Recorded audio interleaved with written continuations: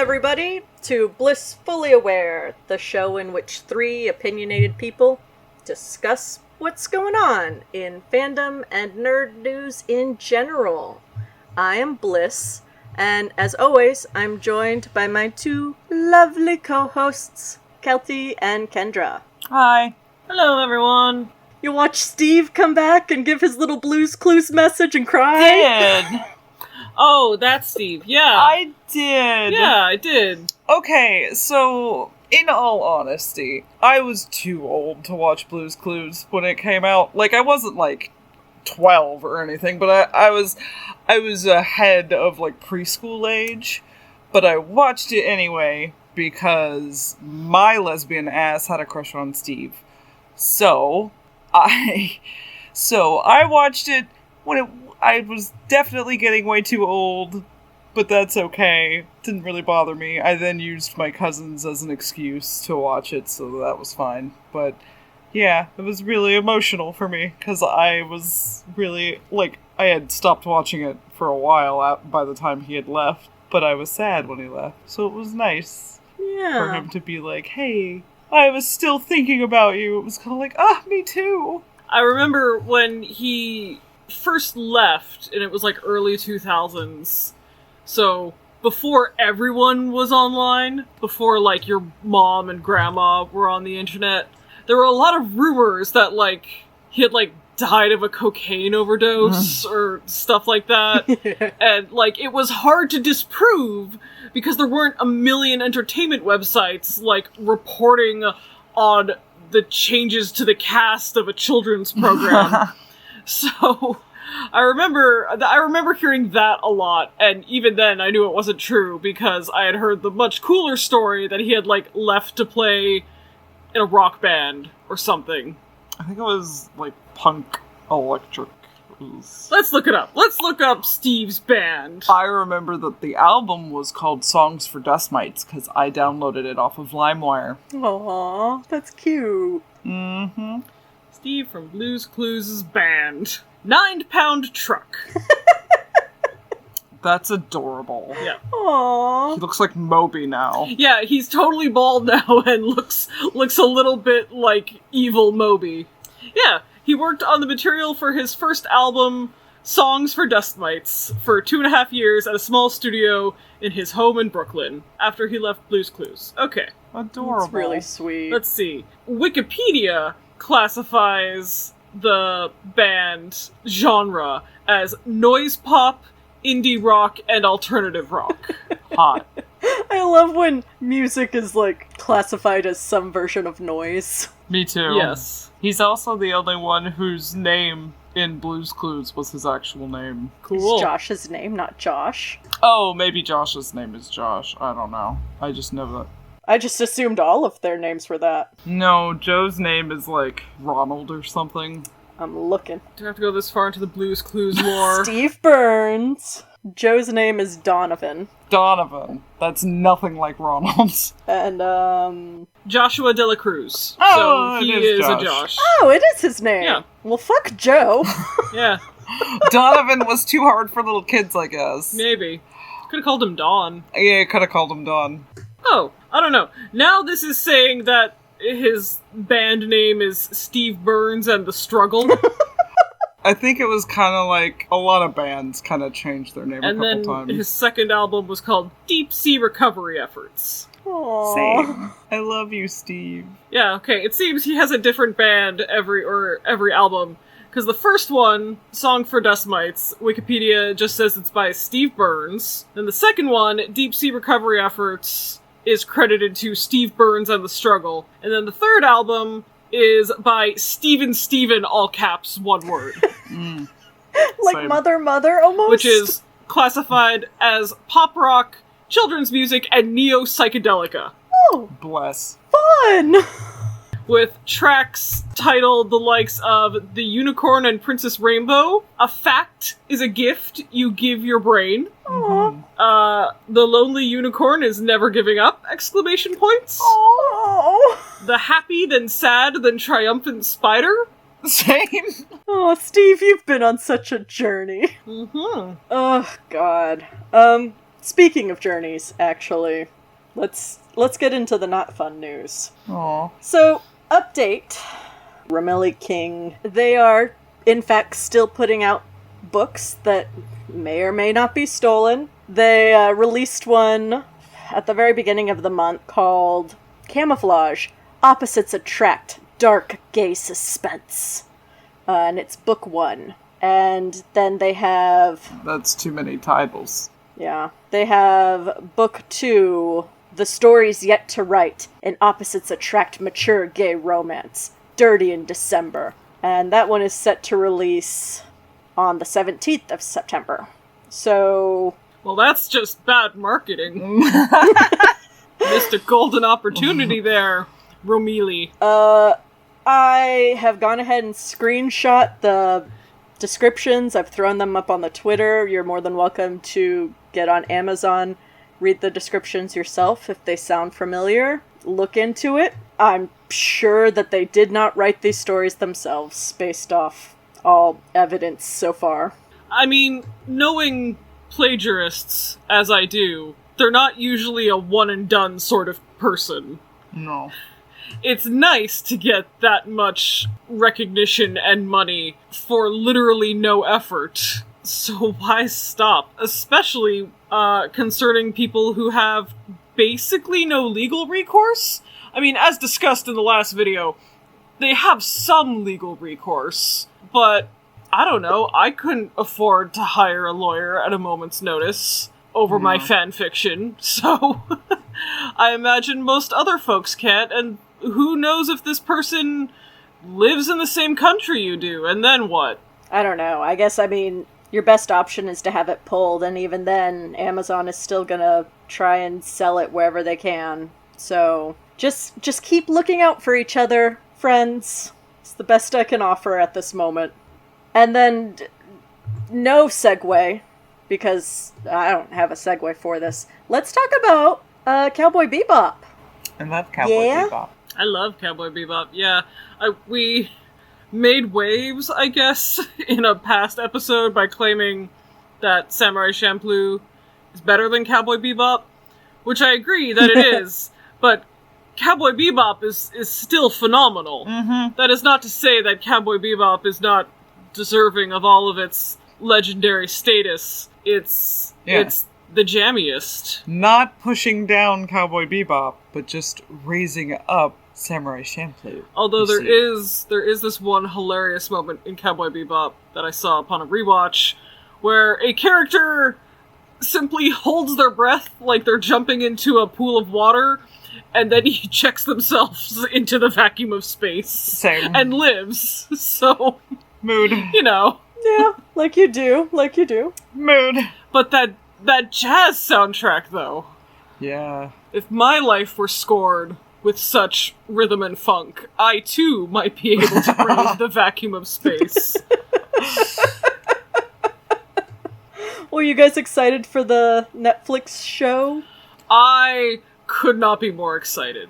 I wasn't excited, but then they, announced John Cho was gonna be in it, and now I'm excited. The other two actors I don't know of. I've never seen them in anything, but they look phenomenal. They look great, yeah. So, that's also good to look forward to, because, without dating myself, for 15 years or more, there has been, rumors of a live-action adaptation of Cowboy Bebop. Mm-hmm. And I am old enough to remember a time where, way before prestige TV, way before the Breaking Bads and the Games of Thrones and all that, if something was getting adapted, it was getting a movie. And I can remember the rumors of a Cowboy Bebop movie adaptation starring Keanu Reeves as Spike. Oh, The big name, because, The Matrix. Yeah, I remember that too. And The Matrix was like anime, so yeah. put Keanu Reeves in the other anime. Yeah, I remember that, yeah. So, not at all to discredit Keanu Reeves, who I think is a very good actor, but I sure don't see him as a Spike, especially in the year 2021. No. Although I do think he would have loved being included in Cowboy Bebop. He seems that sounded really bad. He seems like the kind of guy he would have loved for someone to have called him and remembered. No. And he just wanted to be included. He's a grown man with a career spanning like 3 decades. I just meant he seems like the kind of guy that really gets into all of his roles and is like super jazzed about it all. I didn't mean like he's disappointed now. I meant I wish you would have called him. I didn't mean it like that. He was waiting by his phone for 15 years. Oh no! Is this about Cowboy Bebop? No? Then why are you wasting my time? Keep the line clear! Because it's 2002 and we still have single phone lines! I forgot we had call waiting. That's how old I am. No, but I mean that, like, literally, when this was being considered, That's fair. when this was being rumored to occur, that was a legitimate problem that Keanu might have faced when screening calls to see if this casting option went through. While sadly sitting by his phone. Aw, baby Keanu. Well, unsurprisingly, it seems, huge swaths of the internet are not looking forward to Netflix's Cowboy Bebop series for a multitude of reasons. Misogyny, mostly. And racism. Misogyny, racism, distinct lack of faith in Netflix being able to produce a good live-action adaptation of something. That's fair. But that's probably the least common complaint. Yeah. It's mostly the racism and misogyny. Yeah. I mean, Netflix has thus far, I feel, had a pretty good track record with a lot of their original productions. It really matters, like, the creative team you have behind these things. Oh, sure. Some of them really fucking suck, and I'm not gonna pretend they don't. I don't know, I guess it's still quote-unquote weird to, like, old-timey Western television... Producers? Not producers, just the Audience? institution. Oh. Yeah, I mean, I know that Netflix fumbled hard with Death Note, but... Oh my god, I forgot Death Note! Oh my god. Yeah, you're fucking right, huh?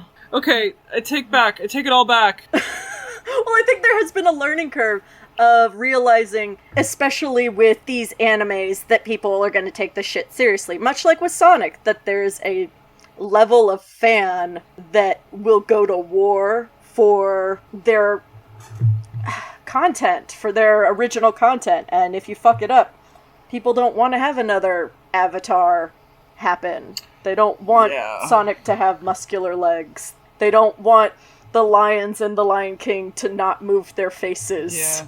So I think people in general tend to approach live adaptations with trepidation, but after Netflix's big ol' fat fumble with Death Note, I think that is a cause of worry for a lot of people. For what it's worth, Wikipedia says Netflix just bought the film for, like, distribution. It appears that it had nothing to do with its production.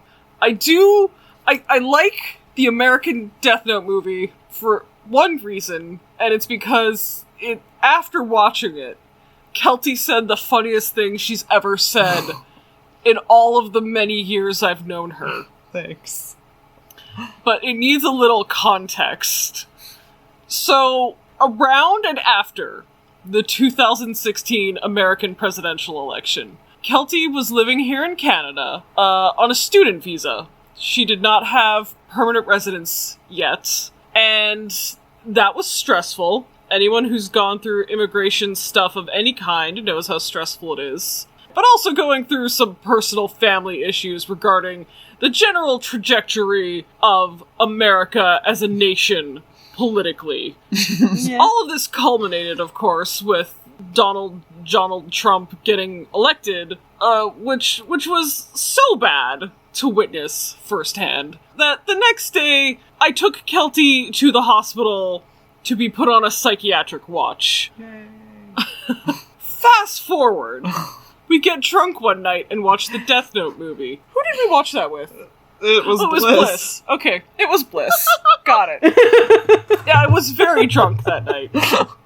I actually don't remember the last 2/3 of that movie. I don't remember any of it. Because I was very drunk. Because the movie was bad and I didn't want to watch it. But upon the movie concluding and the credits rolling, Kelty, I remember, clear as day, sat up and in this very droll, monotone way that you've become so familiar with, said, I had more fun on election night. I did. And she meant that shit. And it remains the funniest thing. The most devastating criticism of that film that I have ever heard.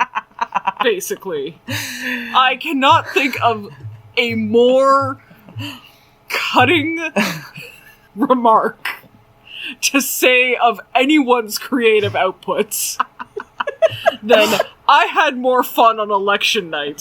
Specifically, the American federal election of the year 2016. After which I was briefly hospitalized. I do want to say, anytime I criticize this stupid movie, I do have to include the caveat that Willem Dafoe is just the most perfect casting for Ryuk. Yeah, I'm totally fine with that. I cannot picture a better human being. I feel like they could do, like, if they ever remake this, but why would they? They could do, like, a J.K. Simmons playing J. Jonah Jameson, where they just, like, cut and paste William Dafoe's Ryuk and, like, put it in a better movie. Just don't even have to recast it or write new lines. I forgot he was in that movie. All I remember is Lakeith Stanfield was Al because it was the only reason I wanted to see the movie in the first place. I remember being excited about Willem Dafoe, and I remember it ends with them at a carnival. Oh shit, I don't I remember. don't remember that at all. The last thing I, like, remember is them meeting at a cafe, and Lakeith Stanfield is doing the L thing where he, like, crouches on the chair. Was there a Ferris wheel that got derailed? Yes. I remember a derailed Ferris wheel. I did not actually know that was a Death Note thing. I just vaguely remember watching a movie recently that had a derailed Ferris wheel. But now I've connected the two dots. Okay. This rings no bells at all. You two could be lying. You two could be, like, playing an elaborate prank, and I wouldn't know it. I mean, I guess it's not that elaborate, but... I mean, in fairness, she could be pranking me. Kelty, I am not good at lying. You have met me. That's a fair point. Okay. Death Note is not good. Like the original actual manga Death Note. Blazing hot Stupid. take. I never liked Death Note. Yeah, same. I didn't think it was good. I read it at its, like, peak hype, and it's not good. I'm sorry. Like, I liked the manga, and even liking the manga, I was like, this is a stupid manga. And I was 15, 16, so, like, I was at the height of stupid manga. I liked Bleach at that time. But yeah, I read Death Note, and I was like, this has some flaws. But whatever. You gave me so much sass the other night for liking Chad. Okay, hang on. Hang on. Chad was a fucking Chad. Hang on. Uh-huh. I don't... Okay. So, they're making a Joe Exotic miniseries, but, like, a fictional one, right? Like a fictitious retelling of some of these events of the life and times of Joe Exotic. Okay. Nat Wolff, famous for his portrayal of Light Turner in the 2017 Death Note adaptation. God, they changed his last name to Turner. Because he's white, babe. Is going to play one of Joe Exotic's husbands in the miniseries. Oops. The one, notably, that accidentally kills himself. Oops. Oh. For a second I got real excited because I was hoping it was going to be the one that I know. No. But my point into saying that Death Note was not good. So, I knew from the get-go that Death Note was not good. But, upon watching the American remake, I was like, okay, so Death Note was bad, but it wasn't this bad. Like, it at least had a plot, it didn't make sense, but it made sense in, like, an anime way. Mm-hmm. And, like, if you make Light a delinquent who's constantly spending all of his time in fucking detention, then obviously he's not going to be the last person anybody thinks is going to be a serial killer. I'm not saying that that's a rational jump, but I am saying that if you had the original Light Yagami and then Light Turner, genius name change, next to each other, they would guess Light Turner way sooner. I don't know, but does he eat potato chips like an absolute psycho? I don't remember. Day-walking nutcase. Like, I don't remember. Did he eat potato chips, Bliss? I don't think so. I wish I could remember. I think he ate a piece of cake. That is not the same. Unwatchable. Well, so Netflix released its first stills, so we can get a good feel for what the cast is going to look like. Some glimpses at the costuming. People were real mad. Surprising no one. I don't know. So, they were mostly mad about Faye Valentine's costume change, right? I noticed that. Like, Faye Valentine in the anime and manga, very petite woman, large breasts, wears like latex booty shorts that are held up by suspenders, and like this, it's like a tankini sort of thing with this like hugely oversized red jacket. They changed her outfit to a more conventional yellow top and black shorts and jacket and boots. They really did not change it that much. They really didn't. Like, I'm looking at it right now, and Faye Valentine, the anime character, wears boots, stockings, yellow booty shorts, a yellow sleeveless top is the best way I can describe it, and yeah, a large red sweater. And it is not that different than what the actress is wearing. Nope. It's not. Like, she has boots, stockings, black shorts this time instead of yellow shorts, a weird yellow top with an oversized collar, and a red leather jacket instead of a red sweater. Mm-hmm. Like, I don't know what folks be mad about. I think folks be mad that anime proportions don't exist in real life. Mm-hmm. So she can't be, like, 9.5 feet tall with 2 meter long legs and also tits popping out all the time. Which, like, Faye Valentine is like a parody of that sort of character. Like, she very much uses her sexuality and sex appeal to, like, fool men. And actually she hates men, and I fucking love that about her. Mm-hmm. But, like, and I get a lot of people are upset, or I don't know if they are still upset. A lot of people, at least in my day, were upset that it's like, oh, you're trying to make a point about, like, over-sexualized anime girls, but you just made another over-sexualized anime girl. And, like, I don't think that argument holds a lot of water, but whatever. Like, people need something to be mad about. I don't know. I don't know what folks could be mad about. They're mad that they don't want to fuck her as much. So, in response, the actress Daniela Pineda released a video explaining, that the original outfit from the source material is unrealistic, that she would not have been able to perform stunts in that outfit, or even just move comfortably. And she didn't mince words. She said, I'm not 6 feet tall, I don't have double D breasts, I'm not a size 0. And people were either tickled or supremely pissed off. Yes, it's a legitimate criticism. No woman could wear this thing and, like, do stunts. And that's a huge problem. Stunt women get injured way more often than stuntmen because costuming for women is stupid. And they can't wear padding. And they have to wear heels. And they'll fall. And they don't have that protection.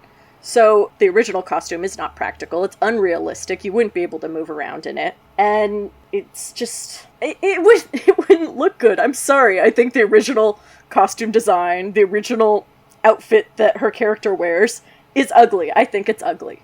Oh, yes. I do think it's hideous. And I have thought that for a while. And actually... like, the way she wears original anime Faye wears the sweater, like, slouched off her shoulders and, like, tied in a knot at the front. I hated that so much.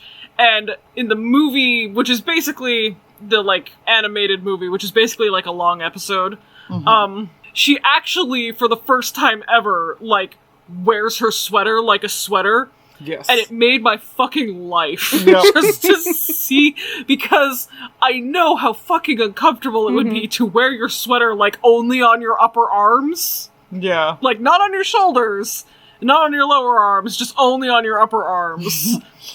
And, goddamn, when she just wore the sweater normally, I cried. Like, I was thrilled. In going through people's reactions, because I was looking for, like, a solid why they were upset about her costume.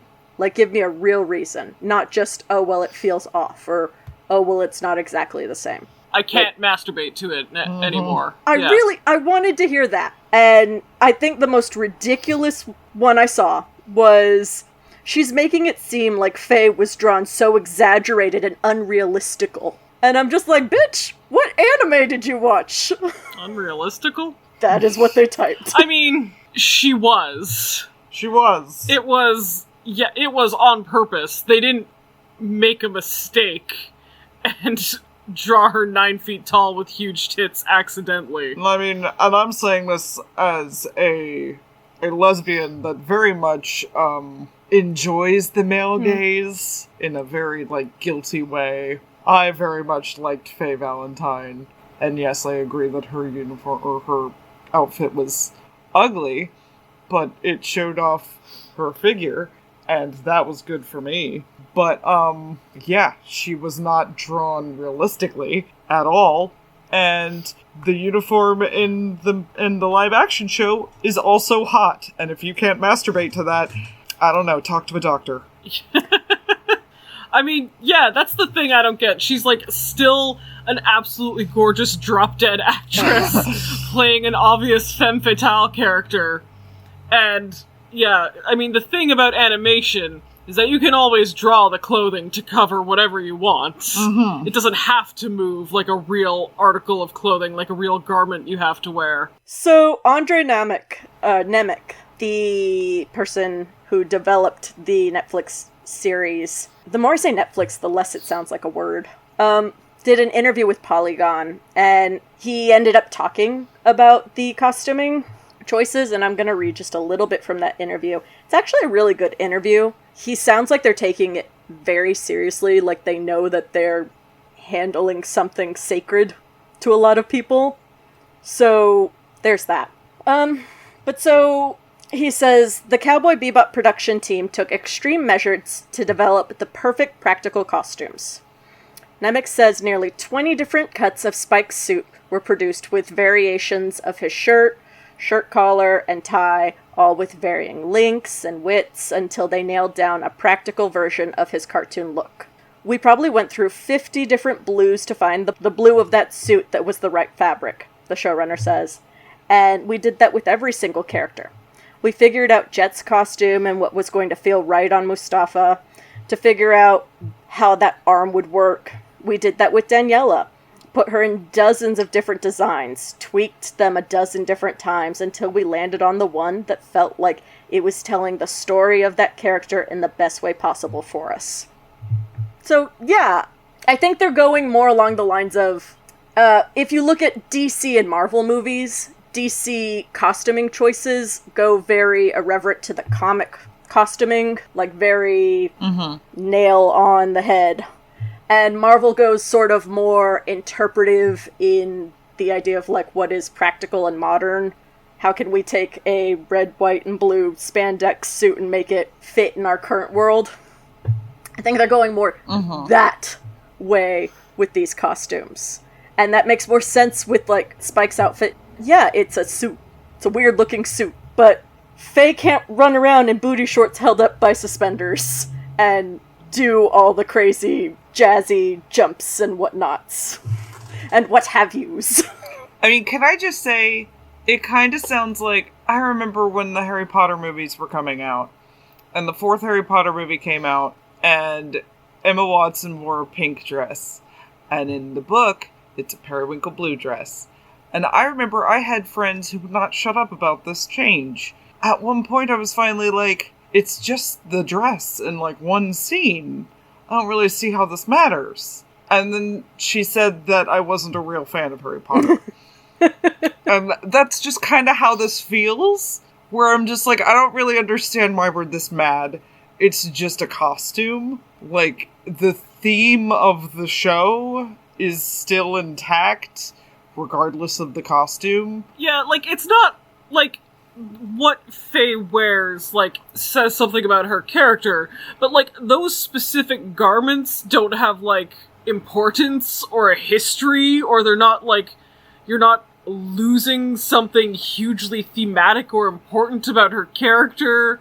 It's not, it's just the stuff she wears. It's not, like, something that is critical to her character or her narrative that is being lost. But of course, that's not what these people care about. The people who are complaining about this are mad that their anime about existential ennui in space and jazz music is slightly less horny. Yeah. Which, again, I don't agree. I think that it's just as horny, but you're just too mad that the shorts aren't yellow, I guess. Because they're still short. She's not got pants on. Yeah. It's not wearing a God, completely could you different imagine? Like, they'd be rioting in the streets. It kind of is like if they had shown an image of Ed, and Ed was wearing like a green shirt instead of a white shirt, and then we all got really mad about it. And like, why?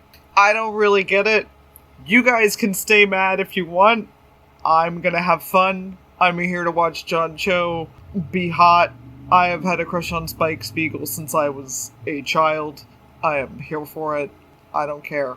I've also had a crush on Faye Valentine since I was a child, and she's still hot. Daniela's gorgeous. Absolutely good for the actress. Like, I'm so happy that she just got on whatever it was, Instagram Live, TikTok, they're all the same, and told everyone to fuck off and play. Good for her. That's a fucking Faye Valentine move if I've ever seen one. Thank you very much. I mean, be mad about it, neckbeards. Basically. I mean, the sad thing is that if these people watched Cowboy Bebop, like, I'm going to give them some leeway and say that they saw it for the first time as it aired in America. They're in their mid-30s and 40s now. You're too old to be complaining about the hot anime lady wearing slightly more clothes. It's fucking pathetic. Get over yourself. Just maybe try talking to a woman that isn't printed on a pillow. Or don't try talking to a woman. Leave them alone. Well, don't offer your opinions on their clothing or their bodies. No, definitely don't reason. do that part. It just is a little weird and sad, and I feel like maybe you should talk to a licensed professional. Like, was that what you loved most about Cowboy Bebop? Yeah. Like, this Faye Valentine phenomenal, shorts. groundbreaking show that, like, it broke barriers in Japan, in, like, Japanese anime, and then also was, like, instrumental in the mid-90s, the kind of mid-90s wave of, like, Americans realizing that anime could be for grown-ups. And really breaking through in America. And being this, like, because, you know, a lot of anime is action, and the pew-pews, and the robots, and and Cowboy Bebop a lot of the time is just, like, very quiet and pensive and contemplative. The actors, the voice actors really carry it. The animation really carries it. And there's a lot of humor, and there's a lot of, like, weighty themes, and there's a lot of it is implicit. Like, it's not exposition dumped on you a lot of the time. It's really, like, background details, and it's kind of one-off lines that you may or may not catch. And this wonderful series with all these different competing themes and character arcs and wackiness. And your favorite bit, the bit that you're most mad about, is that the actress playing Faye Valentine has slightly more clothes on. And that's just ruined the fucking experience for you. And that, my guy, is fucking pathetic. You're not a real fan! There, I said it! Like, if your favorite part of Cowboy Bebop was Faye Valentine's titties, and you can't see them as much as you want to anymore in the live-action adaptation, you are not a real fan, says me. Mm-hmm. Agreed. And Spike would be disappointed in you. I mean, Faye would be disappointed in you. Well, I think that makes them horny, so... Oh, John Cho, I'm so happy that you're gonna be in a thing. Love you, John Cho. I'm excited. Nervous, but excited. Because it sounds like they know what they're making. Like, what they're holding in their hands. It's a bomb. It can go off. It looks great. It looks really good. I'm nervous, but that's just because I'm still upset about Game of Thrones. Like, I saw the first stills from the Death Note movie, not even caring about Death Note, and I was like, that looks bad. That looks like it's gonna be bad. That looks real bad. But this does not look bad so far. So, super hot too. I am super excited to see the first footage, the first trailer. I'm really excited for them to tease Ed showing up, either in this season or the next. Yeah, that's gonna be exciting. I guess they're just gonna do the whole series then, in like a short little mini-series. Well, so I know they have a bunch of episodes and then also a movie set. Oh. Kind of like the anime. Okay. So yeah, fingers crossed. Looking forward to an eventual trailer coming out. And if you disagree about Faye Valentine's costume and you have a legitimate reason, like an actual reason that isn't just it feels off, or if you actually just want to own up and say that you want to see her titties, let me know. I'd love to hear an actual reason that isn't just meh. I have a big question. Are they going to use Yoko Kanno's original soundtrack, or are they going to have new music? Oh. Because that could be a make or break for me. That could be a make or break for I me too. hope they have the original music. Could you imagine? The thing is like, I guess you could rescore it, but like, if you just do regular, like, stock TV show background music, that will be tragic.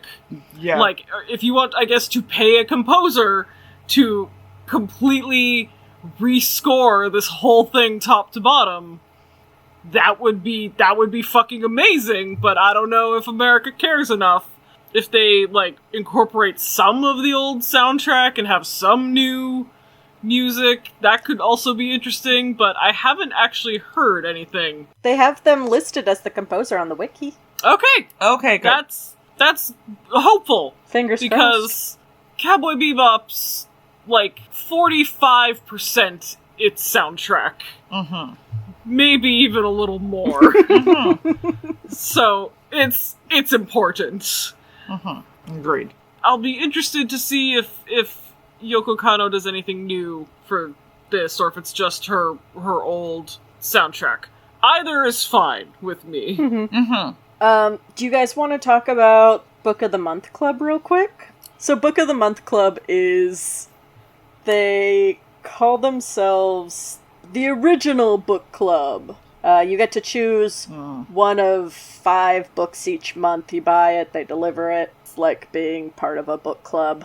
One of the options for this month's book was a little book by the name of The Love Hypothesis. Turns out, a bunch of people bought it. A bunch of aunties specifically bought it. And found out that it was originally a Raylo fanfic. I gotta say, I'm looking at the cover of this book right now, and if you didn't know that it was a Raylo fanfiction by looking at the cover of this book, you're a fucking moron. You're stupid. Yeah. See a doctor. Something's wrong. Again, I don't even ship Raylo. I don't even really like Star Wars. Yeah, same. But I am fascinated that this most innocuous milquetoast vanilla of ships has managed to infuriate so many people. Like, for years. Yep. For like 7 or 8 years now. It's stupid. Like, I don't have a horse in this race. What compels you? What makes you so mad about this one ship, guys? Like, I gotta know. I don't... Because, like, if I liked Star Wars, I would probably ship Reylo, but, like, in a really, like, offhanded way, like, if I shipped male-female characters ever. I don't know. I'd ship it, but I would never read fic of it because it just seems really boring. Because it's... It's for straight girls! It's for straight girls, and that's fine. Straight girls gotta have something. Well, and, like, it's fine, but, like, it is, like, base level interesting to me. Like, enemies to lovers, like, level 1. Like, and so I'm just kind of, like... You're saving the broken bad boy with the power of your love! Like, that's... I get that. What girl doesn't? But, like... fantasize about such a power. And Adam Driver is hot to me. He is weird looking, but I do find him attractive. Weird looking is the only kind of man I'm ever attracted to, so... I find it strange that this is so basic. Like, this is pumpkin spice levels of basic. And people are so angry. Furious. They're still furious. And I don't get it. I don't remember this fucking author's name, and, you know, who cares? But I know that there's someone who, like, a specific author who, like, writes for... like, the Star Wars extended universe, like, writes, like, you know, Star Wars novels and things, who, like, gets in fights on Twitter with Reylos because she thinks Kylo Ren is a fascist and a neo-Nazi. But, like... And, like, lady! That's embarrassing for you! He's not real, honey. It's okay. You write for the actual Star Wars! Like, get a grip! Like, this is, like, the height of like, everything wrong with the world to aunties. Like, people think that Reylo is, like, the second coming of Hitler. And I mean, to hear them talk about it, like... Exactly. Well, that's what I mean. So mad for so long. And, like, as somebody who ships, like, Thramsey, like... Theon and Ramsay from Game of Thrones. A man who literally strips the personhood from another character, and I'm like, yeah, that's hot, give me that. But, like, the weird thing is, aunties don't bother with ships like that. I think what that has to do with is that, like, truly, like, potentially disturbing ships, let's say. Like an actual abuser and their victim, or etc., etc. I think that, like, aunties and people who bring their hands over, like, someone's fandom activities and their ships, like, consider those people, like, too far gone, you know? Like, they're just the deviants who revel in their sin. Like, I mean, yeah, they're like, guess. Yeah, like, demon orgies in hell or whatever. But, like, the Reylos they could still save, because it's basic enough to appeal to, like, the kind-hearted, virtuous Christian girls. You know? I guess. And they're like, no, like, you think that you want Reylo, but it is a sin, my child. Like, I mean, let me show you to the non-problematic ships. But let me show you the way. But let me evangelize you into my shipping church.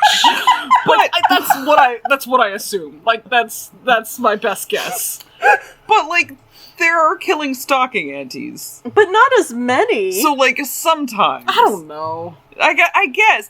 It's so strange to me because, like, there's really no way to explain aunties, I guess. Because it's either people who think that Reylo is, like, a sign of another Holocaust. Like, genuine, like, legitimate terrorism apologism. Yeah. Terrorism apologism, that's a good band name. Call Steve. You got your new math rock concept album in the oven, Steve. So it's either, like, Raylo is the worst conceivable thing that these people can do, or they bother to read stuff like Killing Stalking, and are like, how can people understand it? And enjoy Question mark, I guess. Like, So- can I just... I have a... Sorry. No, go ahead. Are you... Yeah, go ahead. Okay. Like, I'm gonna say this a lot if we ever do an episode specifically about, like, romantic horror or erotic horror, or any of those genres that are so sadly misunderstood. But, Killing Stalking, like, you brought it up a couple episodes ago, Bliss, but, like, the Killing Stalking video, like, made the rounds, like, Killing Stalking's not a romance, and if you think it's a romance, then you're problematic. And, like, Killing Stalking and the main relationship between the two characters, which are, to be clear, a serial killer, like a misogynistic serial killer who kidnaps the other character and holds him captive and eventually, like, molds him into his replacement mommy, who he also fucks. That is, like, a bad relationship, yes, but a lot of people really fixate on the idea that it's not romantic, like, they don't actually love each other, this is abuse. And, like, to me, the point of this series, and, you know, depictions of relationships like it in romance horror or erotic horror, is the fact that these two characters actually do love each other. And that is worse, man. Yeah. That is where the horror comes from. Yeah. The horror is a result of the fact that these two characters are so isolated and consumed with one another and deeply, deeply in love that they are excusing the terrible, terrible, terrible things that one another are doing. And, like, I don't know, you can love something that's bad for you. Love is a neutral emotion. Love is a neutral emotion. You can love something that is bad for you, you can love something that harms you, you can love something that abuses you. You can abuse something that you love. You can harm something that you love. And the real horror of Killing Stalking, to me, was that these two characters were in love, and that was worse than if they weren't. Yeah. That was more horrific than if they weren't. That was the source of the horror in the story to me. Yes. But, yeah, there is this preoccupation with drawing a line in the sand and being like, this is abusive and bad, and this is non-abusive and romantic, and everything fits neatly into one camp. And the point of truly messy, which is a loaded word now, relationships, both in real life and in fiction, is that they do not always fit into one camp or another. And often, that is where drama comes from in a story. That is where you find some tension and conflict. So, sucks to be you, dumbasses who bought a Raylo fanfic. But that's hysterical, and I'm glad you're upset. I mean, you deserve it. You saw this cover. He has the same moles. He looks just like Adam Driver. His name is Adam. What? His name is Adam in the book. No! Yeah, look. It's Adam Carlson. Yeah. Also, just shout out to the author, Allie Hazelwood. You go, girl. Yeah. So good for you. This was I'm actually so glad that you got to laugh all the way to the bank. This was actually published by a publishing company. This wasn't self-published. So, man, good on you. Wow. I think I'm probably going to buy it just to, like, support her, and also because it's funny. Yeah. That is fucking hysterical. Honestly, this doesn't really seem like my type of thing, but, like, why not support a... Yeah, we have one of those little, like, take a book, leave a book libraries near our building. Yeah, so we I could bet buy it and somebody then would- just shove it in there. I bet somebody would love that. Yeah, though. totally. Yeah. But look, see, he's got his little moles. He's even got his big weird head. his chunky nose. I'm into it, He's man. just got a big head. I love his weird fucking face. I love Adam Driver's face. Anyway, that's not super important, but like you should have known. You should have known looking at the cover, reading the synopsis. That is your own fault. I'm loving this like play out, watching people freak out about it. Like this one person. Just found out the book I got this month on Book of the Month is Raylo fanfiction. I literally feel like screaming and throwing up. Yeah, I saw that one. My favorite comment is this one. The love hypothesis being repurposed Raylo fic, period. Very disgusting to me. I really can't wait for the day the world is rid of that sickness. That reads like a Trump We're in a tweet. fucking pen! How about pray for the end of COVID before you pray for the end of Raylo? We're in a fucking pandemic right now, and that's the sickness you're upset about? That's the sickness that they're trying, that they're counting the hours until A humanity is rid heterosexual of. white couple in space? Yep. Ugh, Oh my lord. well. But yeah, this one. The love hypothesis cover is so cute that I found out it was Raylo fanfic. You need to get your eyes It's checked. Raylo fan maybe. art, basically, babes. It is! But yeah, did we talk about the thing, y'all? Nerds big mad. I think we talked about the thing. Nerds big mad. I mean, this was a nice normal thing to be upset about. Like, anime fans are being misogynistic. That's no one got Stop the presses. no one got called a child predator.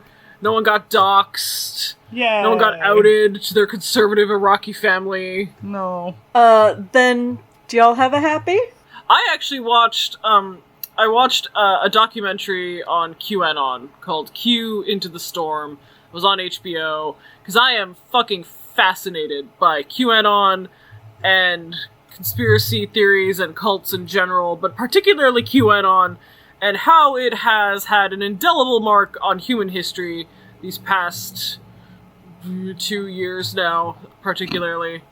And it's not really concerned with like what Q believes because it's nonsense, but more about uncovering who Q is and the rather small circle of people who propagated this conspiracy theory and likely are the source of the conspiracy theory, who are fucking wacky. Like, I would cross the street to avoid John Watkins. Yep.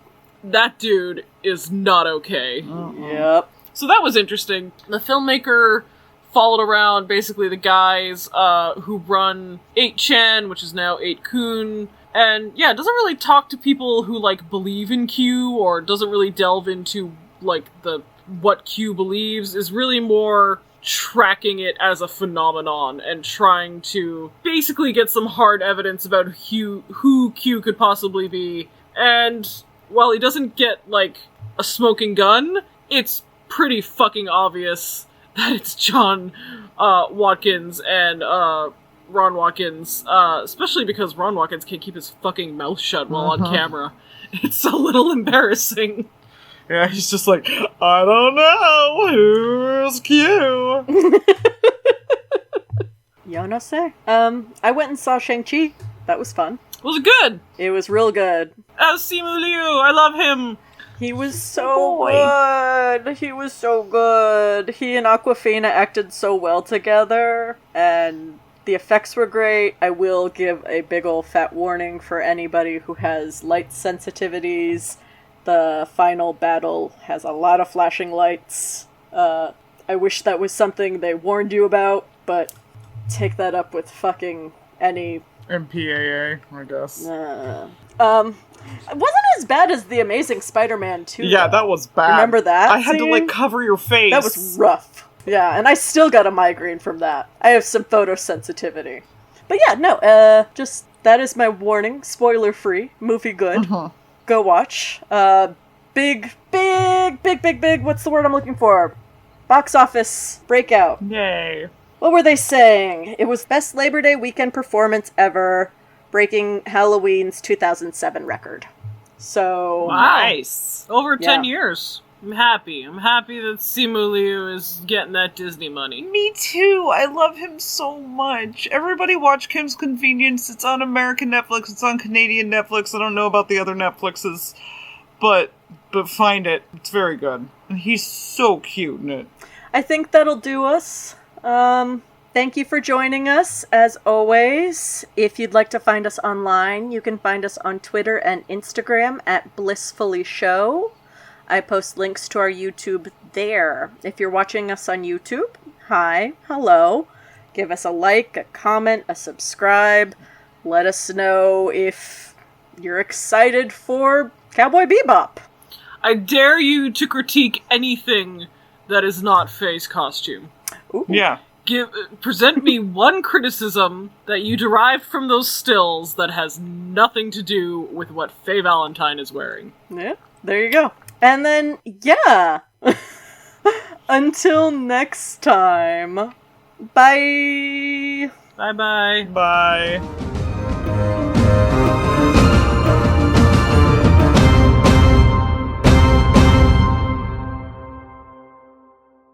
I know that Mr. Salt is more important, but come on. Mr. Salt What? is more important title of my sex tape.